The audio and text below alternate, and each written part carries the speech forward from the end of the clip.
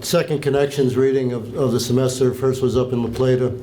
The next one will be on December 4th in La Plata, and that's the Connections magazine reading. It's a magazine that the contributors are students, faculty, people in the community, and it's always a joyous and enjoyable event to come to. So, same time, we always do these at 7:30 on Friday evenings. I'm not sure why anymore, it's just become a tradition, but that'll be it on December 4th also.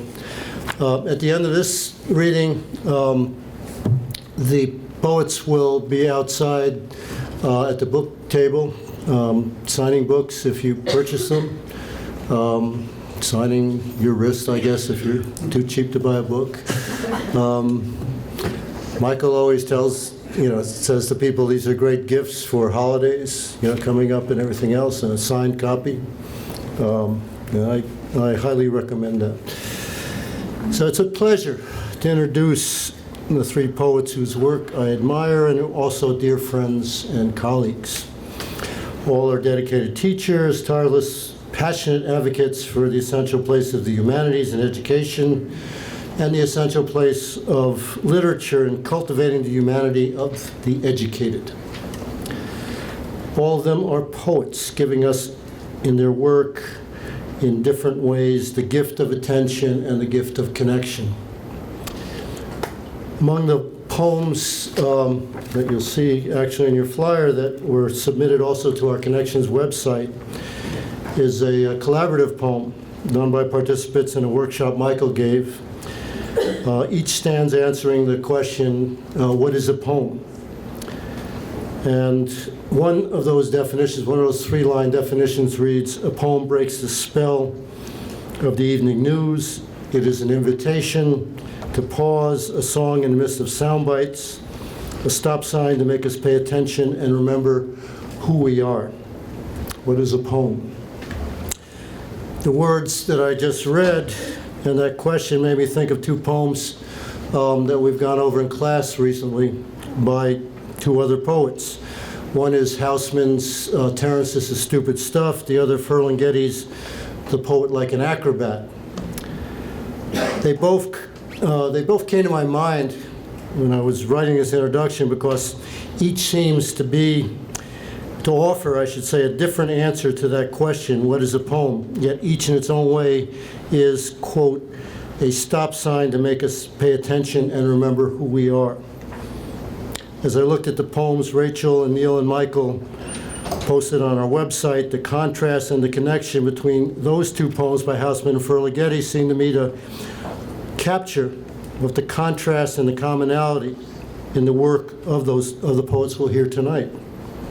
Each one of those poets gives us the gift of permission to fasten our attention for a few precious moments on the fleeting particulars of life, the exquisite details that are lost to the demands of duty and the distraction of the routine, by the necessary and yet transitory needs that in the end leave no impression on the heart. Ferlinghetti imagines the poet as a tightrope walker balancing precariously on, quote, a high wire of his own making, nervously regarding that still higher perch where beauty stands and waits with gravity, knowing that he, a little Charlie Chaplin man, must snatch her fair eternal form from the empty air of existence. That's the definition of what a poem does. For him, it snatches beauty out of the empty air, as Rachel does, when she captures and holds hovering in front of us, thrumming in the air, the fleeting instant a hummingbird floats in front of a window, like a gift bringing itself, a suspended moment wherein, as Michael writes in his poem Noise, we might hear something perilous and sacred whispering. On the other hand, Hausman, in Terence, This Is Stupid Stuff, answers a critic who complains that his poet is too unbeautiful, so depressing that it killed a cow. The answer is that his poetry is dark because the world's dark, and he would prepare us for it. He would friend us, if he may, in the dark and dreary day. His poetry would have us pay attention to those parts of life which are far from beautiful, but that we need to pay attention to. Those oh-so-human slivers of life that we see, for example, when a female soldier in Neil's poem Sandstorm squats to pee in a harsh desert in a time of war and cleans herself using the same wipes she used on the baby she left at home. The soldier, a mother, who will bring home from war a truth, one she will tell to some but not to all, about diminishment, about the shame, the fear, about the sand that's stuck in her teeth, in her hair. So much evoked in those words, those few words about diminishment. The truth she'll tell to some, but not to all. So much to know about the silence of soldiers and the new soldiers, the women, and the reasons they feel they cannot speak, cannot explain to those who do not want to listen or who only want to hear what reinforces what they want to believe. Good poems can do that. They can create the silence we need in order to truly hear and truly see what flows around us every day like a miracle. And they can break the silence that needs to be broken so that we can truly hear what cries out to be stopped or healed. So, a poem does what a poem does. And poems are what my three friends do. And poems is what they do in a few words. So I'm just going to say those few words and stop talking and welcome them. So, Rachel and Neil and Michael, I believe Neil is first. Thank you for coming. Great to see everybody. But it is a nice night, right? So you couldn't say it's raining and I didn't feel like coming out. It's just a beautiful night to come out for a poetry reading. So we hope we can help. I had the good fortune to go about a month ago up to Pennsylvania to, if you open the program here, the Bread for the Journey is a retreat that Michael Glazer co-leads every year. And to read from the description, it is a program which embraces the reading and writing of poetry as a means of self-reflection and personal growth. And the poem that you read here, the collaborative poem, was a product of our time at Kirkridge.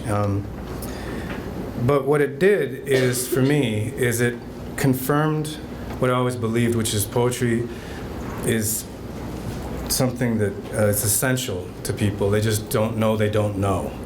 And I think when I speak to my students about it, it becomes a matter of trying to get them to understand how experiential poetry is. It's not something that we need to be too concerned with.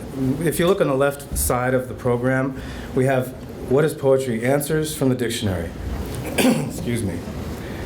And when you compare the dictionary definition to the poem on the right, and some of the words that I wanted to give you about what a poem is a gift, a garden of words, a map for exploration, breaks the spell of the evening news, as Wayne said. The very breadth of words. A lot of it has to do with the experience of life. It's not detached, and that's a difficult thing. If any of you are students here, it's difficult for students to understand sometimes because they've been trained in such a way that poetry is not something that is detached from real life. It is real life. And what Kirkridge confirmed is a sense of its importance and its relevance. Bread for the Journey was an exercise in reminding ourselves of the importance and the central role that poetry should play in a life. It doesn't always, and when I spoke to my students this week about that, they told me no, it's not central. And when we started to ask why, the line that came back again and again was because when we grew up, we were told it was very important, and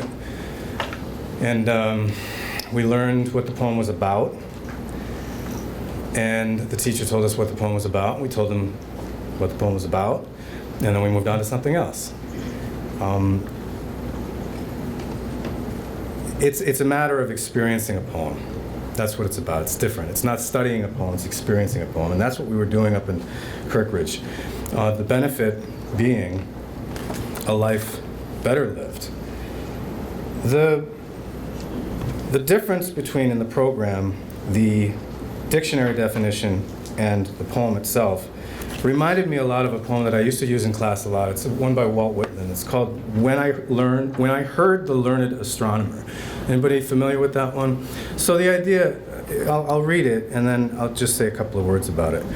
When I heard the learned astronomer, when the proofs, the figures were ranged in columns before me, when I was shown the charts, the diagrams, to add, divide, and measure them, when I, sitting, heard the learned astronomer where he lectured with much applause in the lecture room, how soon, unaccountable, I became tired and sick, till rising and gliding out, I wandered off by myself in the mystical, moist night air, and from time to time looked up in perfect silence at the stars.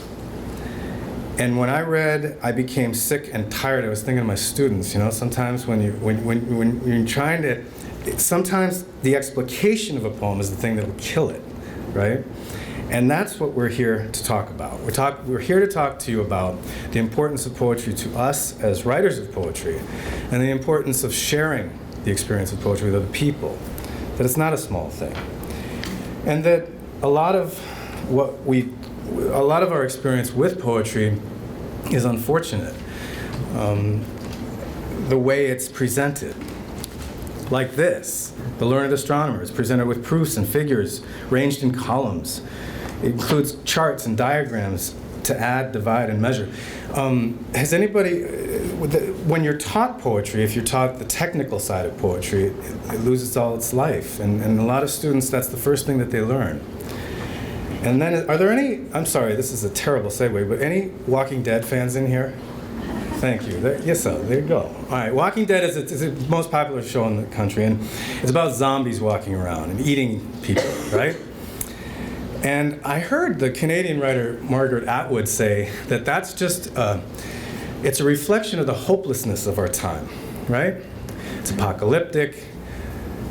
There's no use in hoping for tomorrow because everything's dying. And then I thought of the other one is that we see people as we see other people as sustenance, people we can eat. You know what I mean? You're only good to me insofar as you can give me something that will sustain me. And that's a pretty sad state of affairs. She thought that, it's a reflection, the popularity of the show is a reflection of the fact that people they've lost hope. And I think one of the remedies to that is poetry, because of what Wayne said in the intro. It's one of the things that we have in life that will slow us down, and that will hold the ordinary as extraordinary and sacred. And it's difficult to feel the way the zombies do walking around when you feel at all anything. And that's what poetry does. And so that's partly what we're here to talk about. The idea that we can do better. And poetry is one way of doing better, of accessing that within each of us that allows us to hold the ordinary moments of life as sacred. It's pretty much all we have. I wrote a poem, kind of like that learned astronomer. It is that if you've been brought up and go to school and you learn poetry and you know how it is. I had a student tell me her job was to figure out what was inside my head. I said, "There's nothing inside my head. Don't worry. There's nothing. I don't have an answer. I don't have any answers for you." And that blew her mind because she had perfected the skill of figuring out, because it was on the test, But that short circuits a lot of learning and a lot of enjoyment for students. So you students here, don't think we don't try. We understand, and we're doing our best to make this poetry an experience for you. So I'm going to read one of my poems, and then I'll move it on. Right. I'll move on. I'll let Rachel take it on from there. But it's a poem I wrote about a workshop I did in the Calvert Detention Center. I'll let it speak for itself. It's called The Violin. The drug rehab counselor said, "Draw a bridge." So the inmates started sketching. Grand bridges, stone and concrete bridges, massive drawbridges opening for ships heavy with goods. But off to the left, one inmate's face is inches from his pad. He's drawing the bridge of the rented violin when he was 10, a bridge that carried 4 strings, a slow sound, sometimes deep and strong. From heaven, his mom said. He'd practice till heaven came over that bridge. Heaven came best when he closed his eyes, so he drew that bridge. When the drug rehab counselor said, "Pencils down," the inmates put their pencils down, turned their papers in. Leafing through, she offered commendations all around. "Such detail, such realism. And you know," she said, "we are each of us responsible for building bridges just like these. We are each of us connected in some way, after all." But her voice dropped when she got to the violin bridge. She frowned, shook her head. "You'll never learn," she said. He turned his face from hers to the cinder block wall. No difference. All he could do was whisper, "Nope." Okay, I'll turn it over to Rachel. Hi. Yeah, so like we've heard from Wayne's introduction and Neil, it's moments, right, that we have, but sometimes we just don't know how to capture them. And I'm kind of compulsive about it now, and sometimes it can be very frustrating because I want to capture everything and write it down. So, receipts and envelopes and my hand, and most of it is about my children, or maybe an acorn. But that's what it is for me, right? It's just that I don't want to let any of it go. And I think all of it is essential to my time here, that I'm able to capture it all. And then I think, well, I have to be able to do this for my children too, right? I'm not very good with, I take pictures, but when we take pictures now, they get saved on a computer, right? And we don't print them out anymore and put them in pretty little photo albums and take them out when family comes over, and we lose them. And so poetry is my way of keeping that, and then I can share it, and I can read it, right? And remember back when my 20-year-old son was 5, or when my 10-year-old daughter was born, and then I can offer something of that to her later. And she loves it, by the way. She, all of my children do, to see it. So part of the sharing comes from that too. She has everything that she knows that I've written about her somewhere in her room or in her journals, and she likes to tell her friends about it, and she likes to ask me questions about it. And so she sometimes will start to want to sit down with me and write. So it's not just what I'm doing for myself either, but that I'm trying to offer it out to my children and to my students. Thank you guys for coming. I think I'm trying to find a way to let my students know that it really is just that experience that we were able to capture. So then I was also talking to a colleague of mine about occasions. Where's Krista? Hi. And the occasion for a poem, and so that, and what it's doing for me right now. So I'll share that with you. What poetry is offering me now. Well, everything that I just said, but I am at a strange stage in my life. I'm turning 40 this year, and my children are growing and moving out, and so I turn to poetry to help me make sense of how I'm feeling. So I'm going to share with you first a poem by Sharon Olds. It's called 3510. For me, it would be 3910. Brushing out our daughter's brown silken hair before the mirror I see the gray gleaming on my head, the silver-haired servant behind her.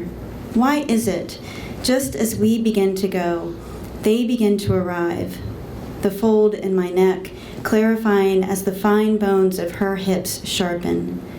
As my skin shows its dry pitting, she opens like a moist, precise flower on the tip of a cactus. As my last chances to bear a child are falling through my body, the duds among them, her full purse of eggs, round and firm as hard-boiled yolks, is about to snap its clasp. I brush her tangled, fragrant hair at bedtime.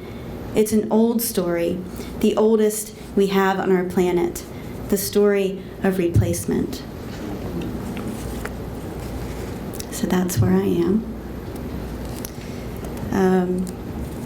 And so I will show you how I try and capture that. So I seem to be able to turn to Sharon Olds for these moments that I'm having with my daughter. She captures them beautifully.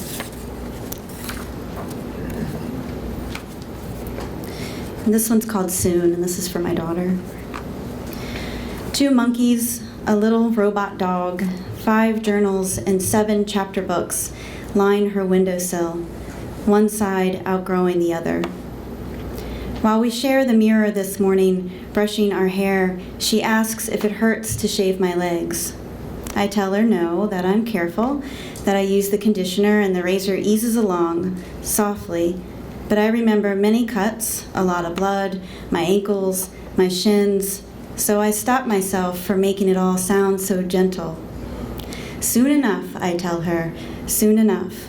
But she has more questions, has been writing this stuff down. She tells me other girls teasing her about her hairy legs.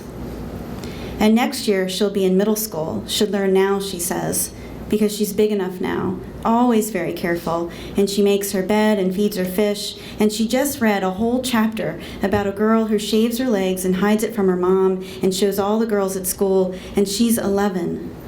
Just 1 year older, she tells me. Just 1 year. And I'm going to hand it over to Michael now. Just so you know, we're doing 2 rounds. We kind of thought it would be more like a conversation, a chance to play off of each other a little bit. In wanting to share, what Neil is talking about, how we bring things, how poetry helps us be present, live in the moment. Wayne, I want to just take you with me wherever I go so you can constantly introduce us. Thank you for, I envy people who get to take courses from him. I think we got to prevent him from retiring so I can take some courses from him next year. And thank you all for coming out on this last day of summer. One of the things that poetry does for me is it enables me to take an event, a situation that is confusing to me or annoys me or angers me, and to write about it so that I can get some handles on what's really going on here. So poetry becomes a way of self-reflection. And I'd like to start with a poem that is like that for me. It goes back a bit when I was taking care of my youngest daughter and trying to be a good co-parent. And I had work to do at the college, and so I'm running around the hallways with my daughter in tow.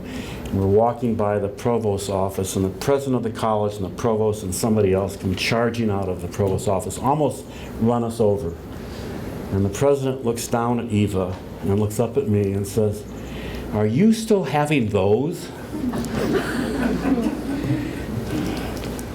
So that stays with you, you know? and writing about it helped me make sense of why that stayed with me. A poem called Urgent Confidential FYI. We also, just a brief introduction, create fiction in the service of truth, an old creative writing cliche that the importance in a piece of poetry, the importance in a piece of fiction is the emotional truth. And sometimes the details are unbelievable anyway, so we license ourselves to create fiction to make it short and to the point, and as long as we're truthful to the emotional truth, we're okay, or so we tell ourselves. Urgent confidential FYI. If not for her, he tells me over lunch, I'd probably be in administration by now. Busy, I imagine, as the whirring of his secretary's computer, making important things happen, like new committees, new structures for new systems, PowerPoint presentations, and memorandum to him labeled urgent, confidential, FYI. But who then would hold my hand, walk soft small arm in mine through autumn's wood, noticing pine needles tipped with gold, leaves falling red, falling yellow, nut-gathering squirrels chattering in oak branches, touch-me-nots springing seeds. Who would lay a skin-soft cheek on my shoulder, morning so sweet, as we read storybooks and poems, laughing at pictures, at words, sending each other syllables of love, messages like caterpillar tickle, butterfly kiss, royal noogie, bear hug, and crocodile tears, crying, what more important than this? What more important than this?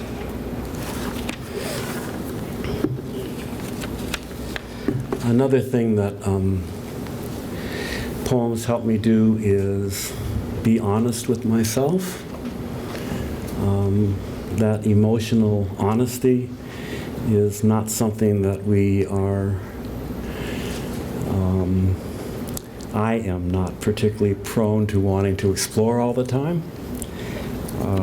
This is a poem from an experience this past summer in Maine. There's a beach near where we stay that is filled with sand dollars.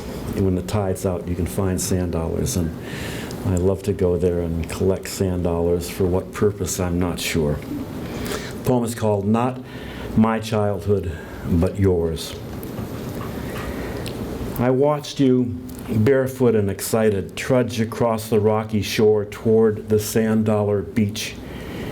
And while I thought to tell you I had probably just gathered every last sand dollar within reach, I worried about what you would have thought, or your mother, of this bearded stranger approaching you with the offer of a sand dollar from his backpack. And so I remained silent and went on my way. Things are taken from us when we're young. How unfair the world.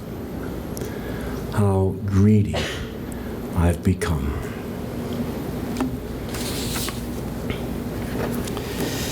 And I want to conclude this part with a poem, and that wonderful collaborative poem, the collecting things from everybody who was at the retreat at Kirkridge about what does a poem do? What is a poem? What does a poem do? And putting that together and feeling such life. It's so unclassroomy, that poem in your program. And yet so much of what I believe poetry can be in our lives and offers to our lives. I think this poem by Naomi Shihab Nye is probably one of the best examples of the beauty of poems helping us discover what we didn't really know was there until we think about it and write about it. It's called Gate 4A by Naomi Shihab Nye. Naomi is a Palestinian-American writer. It may be useful for you to know that. Wandering around the Albuquerque airport terminal after learning my flight had been delayed 4 hours, I heard an announcement. If anyone in the vicinity of gate A4 understands any Arabic, please come to that gate immediately. Well, one pauses these days. Gate A4 was my own gate. I went there.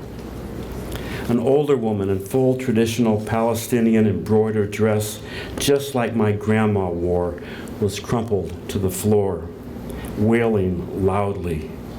"Help," the flight service person said. "Talk to her. What is her problem?" We told her the flight was going to be late, and she did this. I stooped to put my arm around the woman and spoke to her haltingly. "Shudawa, shubaduk habibti, stanishwe, mitbadlik, shobet shui." The minute she heard any word she knew, however poorly used, she stopped crying. She thought the flight had been canceled entirely. She needed to be in El Paso for major medical treatment the next day. I said, no, we're fine.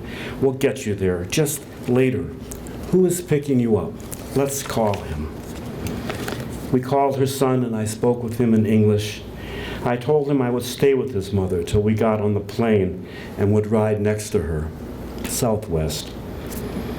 She talked to him. Then we called my dad, and he and she spoke for a while in Arabic and found out, of course, that they had 10 shared friends. Then I thought, just for the heck of it, why not call some Palestinian poets I know and let them chat with her? This took up about 2 hours. She was laughing a lot by then, telling about her life, patting my knee, answering questions.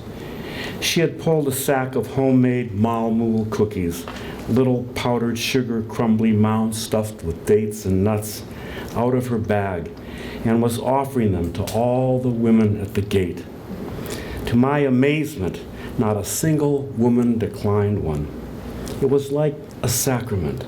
The traveler from Argentina, the mom from California, the lovely woman from Laredo. We were all covered with the same powdered sugar and smiling. There is no better cookie. And then the airline broke out free beverages from huge coolers, and 2 little girls from our flight ran around serving us all apple juice, and they were covered with powdered sugar too. And I noticed my new best friend, by now we were holding hands, had a potted plant poking out of her bag, some medicinal thing with green, furry leaves. Such an old country traveling tradition. Always carry a plant, always stay rooted somewhere. And I looked around that gate of late and weary ones and thought, this is the world I want to live in, the shared world. Not a single person in that gate, once the crying and confusion stopped, seemed apprehensive about any other person. They took the cookies. I wanted to hug all those other women too. This can still happen anywhere. Not everything is lost. Naomi Shiabnai.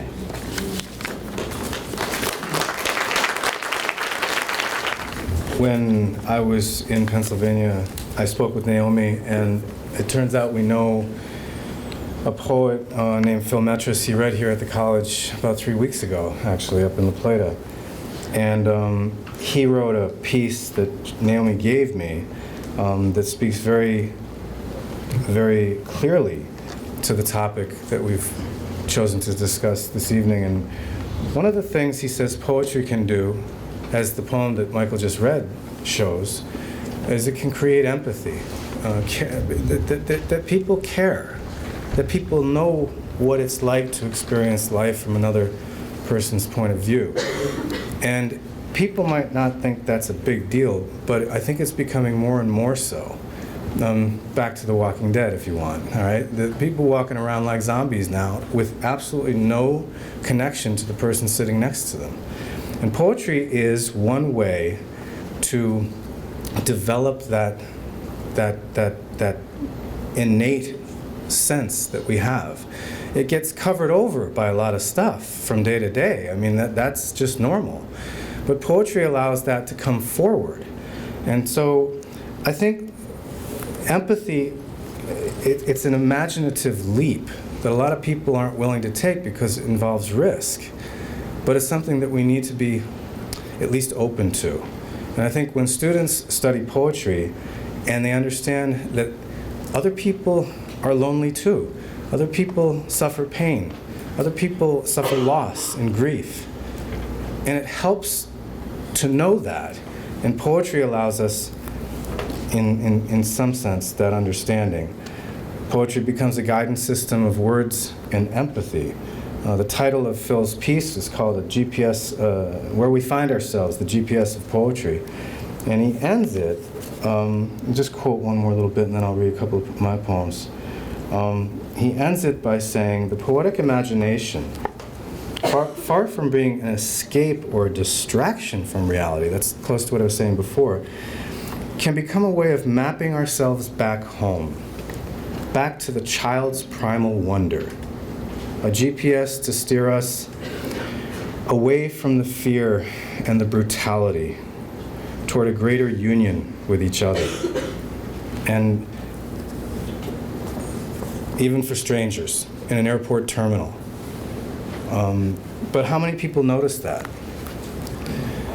And poetry allows us to notice it, to take note of it, and to be aware of it around us all the time, to become more sensitive to it, and to take it to heart. Back to my discussion of teachers and knowing everything, and I'm a teacher, and it occurred to me that the push for teaching to tests, the teachers do have the right answers. It's in the book, right? They have the right answers, and it becomes a matter of the students simply being given the answers in some way or another, or finding them, and then giving those answers back. And so it just goes around and around and around and around and around, and it never, there's nothing new, there's nothing to be discovered, there's nothing to be learned other than that particular answer. And so it's not surprising, and I'm sorry if anybody's a teacher in here, or a teacher education major, but the idea that we're training teachers to think that they have all the answers. And that's a very dangerous thing, I think, because there's so much to be learned in a classroom. I am a teacher, but I learn a lot from my students. And I think when a teacher stops believing that a student has something to teach him or her, then we're in big trouble. And I think that's where we are. And I've talked to students about that. They've never been encouraged to believe that their opinion or their point of view matters. Their background, their experiences, they're not important. And that's to our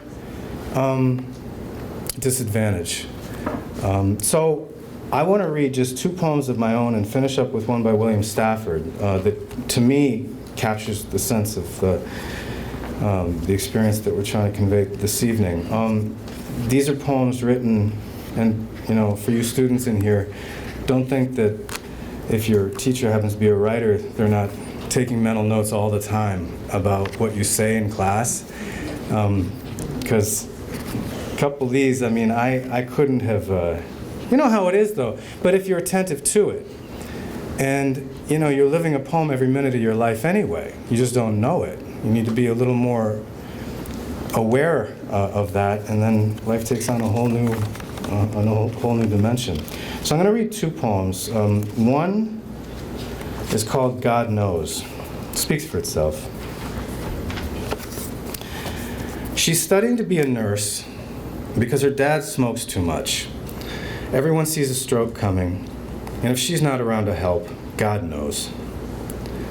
Her boyfriend plays guitar when the light is low, or when sun streaks across the kitchen table, or for no particular reason.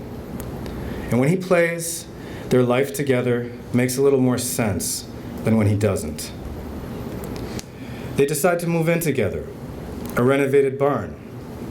She brings her books, Wordsworth and Blake, and they see the new life they've created through a child's eyes, and the view is magnificent. Then the barn burns down. A pine tree falls on her car next to the barn. The car goes up like a torch. They get the dog out and wait for the firemen. Waiting, she said she couldn't feel her body, couldn't hear the crack, the roar of the fire. So when she discovered her boyfriend's arm around her shoulder, she didn't know what to make of it. Said it's got to be hard for anyone to know what she really means. In the end, she says, maybe it's a matter of having someone who'll listen and not think you're odd. Her feet are burned and sore, but they will heal. Her Blake and Wordsworth have gone the way of her floor joists, her throw rug, and her Honda. But she'll graduate a nurse in May, because if she's not around to help, God knows. And the last one I want to read is, so thanks again, well, the last of my own, and then I'll finish up with Stafford. It's called The Sandstorm. This, too, was an education for me that I got from a student. She went to war, and when the sandstorm blew up a wall between her and the nearest porta potty, she squatted where she stood and wiped herself with a baby wipe, like the ones she used on her 1-year-old, back home now without her. No shame in that, no fear. She is a mom and a decorated soldier. In truth, she didn't want to be there, but it didn't matter. Back she was soon fighting against terror. But what they didn't tell her is how terror crept up in that wall of sand before her. How her daughter's face would rise in the cloud. And when the tears came, she thought they were for her daughter. But once she'd thrown the wipe away, turned her back on it, she knew they were for her unit, her mom, her home, her silence at group prayer that morning, her blood cooling in Southern Maryland, her decision to stay strong, to make it out, alive if she could. She knew that she'd met a truth, one she'll tell to some, but not to all, about diminishment, about the shame, the fear, about the sand that stuck in her teeth and in her hair. And the last one I want to read is by William Stafford, and it's called You Reading This, Be Ready. I could talk for 10 minutes on this one, but he says it much better than I ever could. You reading this, be ready. Starting here, what do you want to remember? How sunlight creeps along a shining floor? What scent of old wood hovers? What softened sound from outside fills the air? Will you ever bring a better gift for the world than the breathing respect that you carry wherever you go right now? Are you waiting for time to show you some better thoughts? When you turn around, starting here, lift this new glimpse that you have found. Carry into evening all that you want from this day. This interval you spent reading or hearing this, keep it for life. What can anyone give you greater than now, starting here, right in this room, when you turn around? Thank you.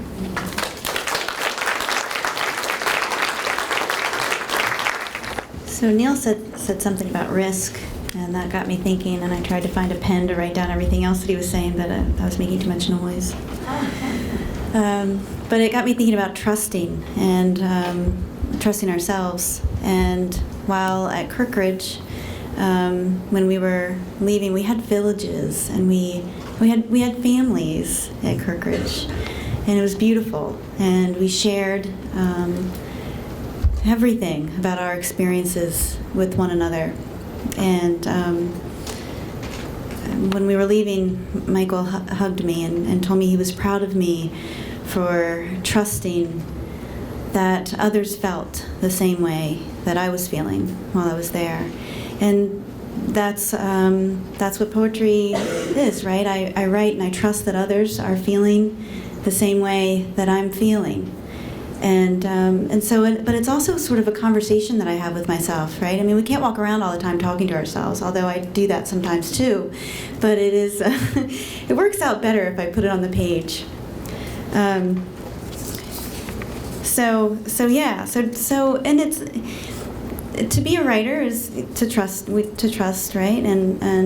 But to be a student, right? Just to read poetry, it is an invitation that is calling for you to make that connection and to trust yourselves that it's okay to feel the way you're feeling because others do too. So here's one of my conversations with myself.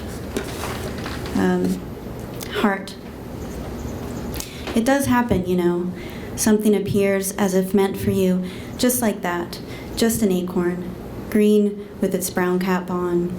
And there are so many of these things all around us, so many we can find and fit in our hands to walk with them, to share and marvel at what they are.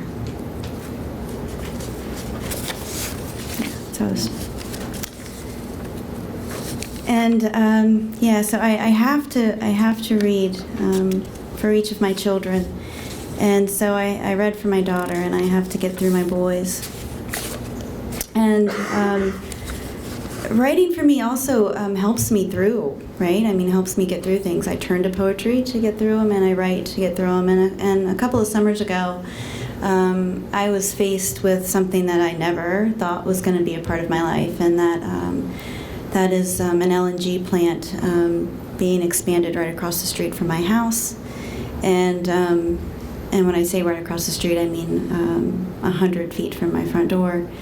And so Dominion Power, if any of you know about what's happening in Calvert County in Lusby on Cove Point Road.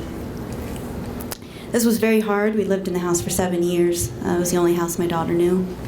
And my son had all of his friends there, right? So I had to write and turn to poetry a lot to figure out how to have these conversations with my children about what we were going through. And we went through a lot. So I had to also try to get into the mind of my children to figure out, okay, well, what's the right thing to say to tell them that that we're going through this and that this is really happening to us. So this helped me, and I think it helped my son too, because I didn't bother him so much anymore after I wrote this. The point. It is a blessing, I tell him, what is happening to us. And he wants to know how it's okay for people to use power to hurt other people, and why we should be the ones going. I explain how living across from the LNG terminal makes our home worth nothing. No one will ever buy it, that other families are moving too for the same reason, that if we stay, we still lose the home we love. To noise, to contamination, and I am saying this aloud, close to his bed, getting to the point that this is real, that we are moving, that he will change schools, make new friends, have a new room. He cuts me off, tells me about the dance on Friday, points to the shoes he will wear. So I left him alone. And and then my oldest son is in California. He's far from me. And that's really hard. That's a hard occasion. But he's amazing. So this one's for him. The man he's become. He reaches one hand for the back of his neck, rubs through his thinking as if searching for the words for this poem. High school is over. He's moving on, calling around, looking for apartments, and he clears his throat at each beginning as if he is the most skilled salesman, brave enough for door after door closing. After a few calls, he stretches his arm, rubs his bicep, and looks at me, and I think maybe I should say something about being proud of the man he's become, or that he's handling it all very well, or that I'd make a few calls for him. But instead, he smiles at me, and I smile back. Thank you so much. So we kind of planned this reading, but not really, and I thought I'd end with a Stafford poem, and I said that, and Neil said he was going to read a Stafford poem, and he read the poem I was going to end with, so I won't end with it. It's a lovely poem, and it was more fun to hear someone else read it than to read it myself. When Neil was talking about how he listens to his students, and I think that not only that, but also a lot of my experiences, I listen to my colleagues because they make me angry, or did when I was teaching. The kind of thing that Neil was talking about. If you love literature, which we all do, and all of you do too, that's why we're here, so I'm talking to the converted, and that's the best kind of people to talk to. If you love literature and you find that people are teaching it in ways that are making other people not like it, say, what's that about? What's going on?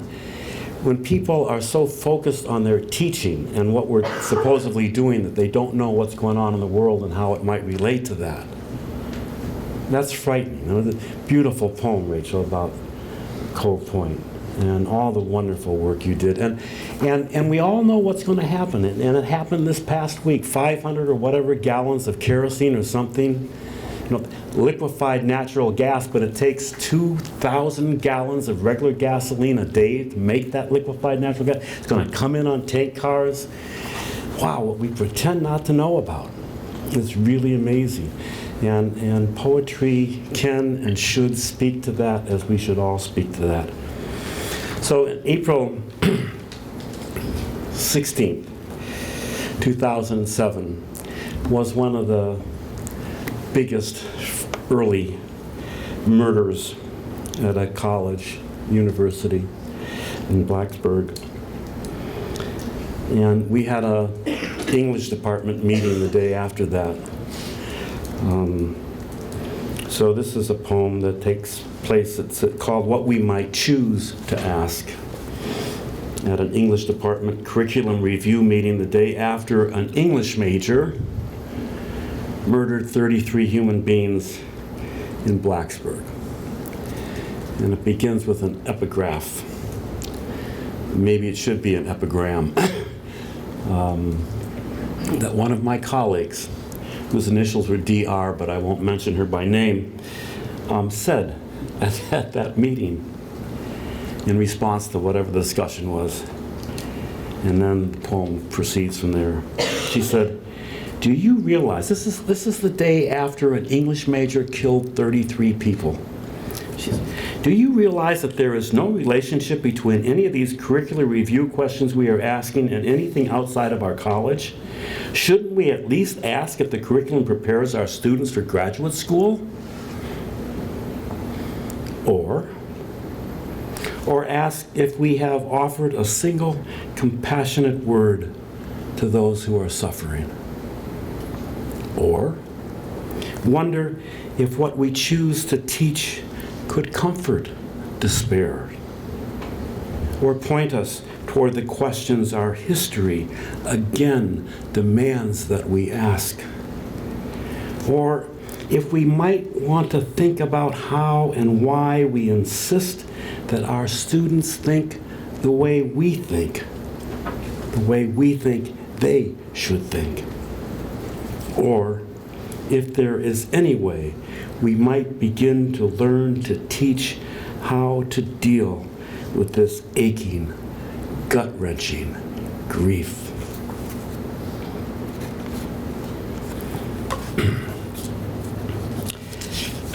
Kirkridge was an intense 3.5-day retreat experience for most of us. I was very lucky in that I got to spend a day and a half in a kind of all by myself silent retreat afterwards. And so instead of having to rush home and blocking everything like you do when you get back on the road, I could just let it flow and process its way into me. There is a wonderful labyrinth at Kirkridge, that kind of circle that you go round and round, and somehow you end up in the middle, and then you seem to go all around and end up at the end, and you never know how you got where you were going, but you get there. And so I spent about 2 hours actually walking the labyrinth very slowly and thinking about all that had gone on, all the connections it was making for me. Lines of poetry that people had recited during the experience were coming to me. Songs that I'd written about my children when they were young were coming to me. Other songs were coming to me.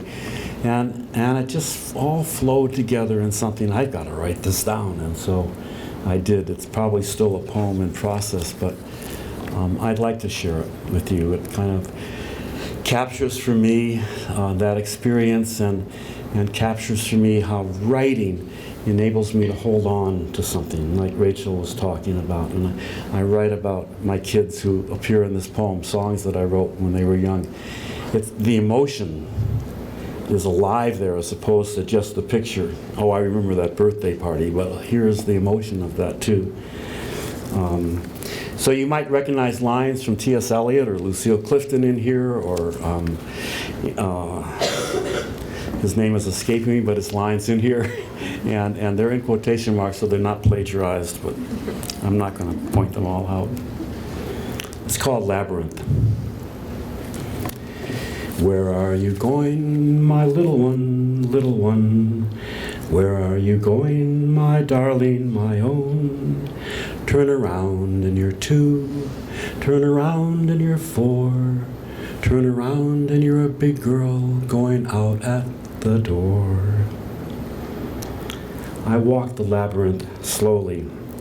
Its concentric circles, a reminder of beginnings and endings, as though in our beginning is our end, as though it is the purpose of all our travels to arrive at the place we began and to know that place for the first time. Perhaps a labyrinth is what Eliot had in mind, the circuitous walk turning back on itself, reaching out, coming back in, paying attention to the in-between, to how we come and go, how we turn, unhinge once again, then take that next step, trusting in those who have gone before in the larger design. Where are you going, my little one, little one?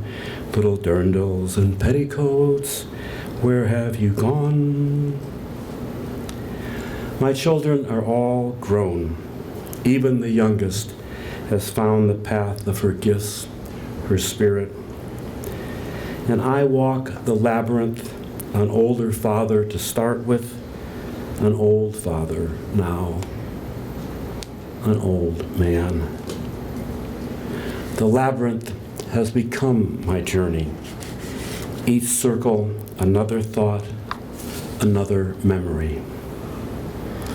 Amira, my dear, my special little one, your eyes are like the sky so blue, your hair the morning sun, and your name reflects God's promise when the rain is all done. And I recall my son naming me Big Bear with furry chest when he would come nights to snuggle in and be safe from the monsters that stalked his imagination.